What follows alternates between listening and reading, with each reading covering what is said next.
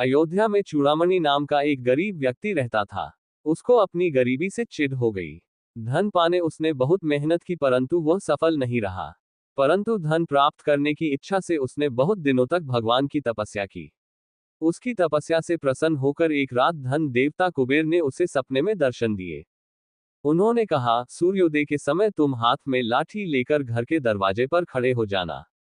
कुछ देर बाद तुम्हारे पास एक भिक्षुक आएगा। उसके हाथ में एक भिक्षा पात्र होगा। जैसे ही तुम उस भिक्षा पात्र में अपनी लाठी अड़ाओगे वह सोने में परिवर्तित हो जाएगा।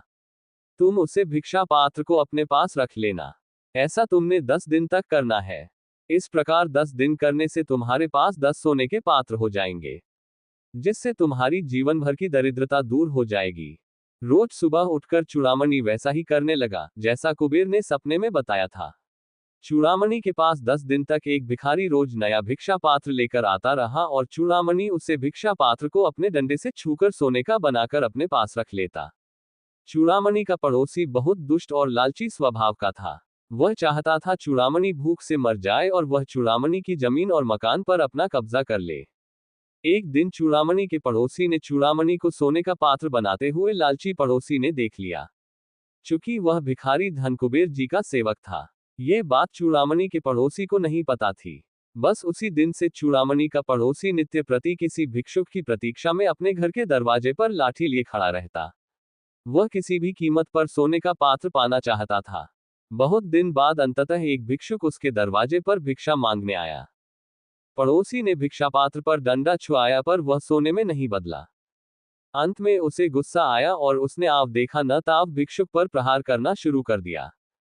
भिक्षुक बेचारा अपने जान की भीख पड़ोसी से मांगता रहा परंतु पड़ोसी को दया नहीं आई और थोड़ी देर में भिक्षुक के प्राण पखेरु उड़ गए।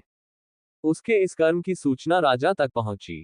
राजकर्मचारी उसे गिरफ्तार कर राजा के सामने ले गए। राजा ने पड़ोसी को अपनी सफाई में कुछ कहने का अवसर दिया।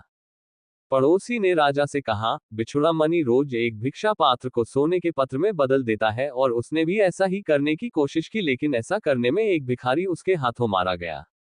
राजा को लगा कि पड़ोसी पागल हो गया है और वह कुछ भी बकवास कर रहा है। यह अपने पागलपन के कारण और लोगों को भी जान ले सकता है। इसलिए पड़ोसी को मृत्युदंड की सजा दी गई। बेचारा पड़ोसी समझ ही नहीं पाया कि उसको मृत्युदंड भिखारी को करने के लिए दिया गया है या सच बताने के लिए, और कोई उसकी बात को सच क्यों नहीं स्वीकार कर रहा। इस प्रकार लालच ने पड़ोसी को मौत के मुंह तक पहुंचा दिया। कहानी से शिक्षा, ईश्वर भी उनकी मदद करता है जिनका हृदय दया और करुणा से भरा हुआ हो, और दूसरे प्राणियों और जीवों पर क्रूरता करने वाले के साथ ईश्वर भी क्रूरता करता है। मजेदार लोक कथाओं से जुड़े रहने के लिए कृपया हमारे चैनल को सब्सक्राइब करें, लाइक करें और शेयर करें। धन्यवाद।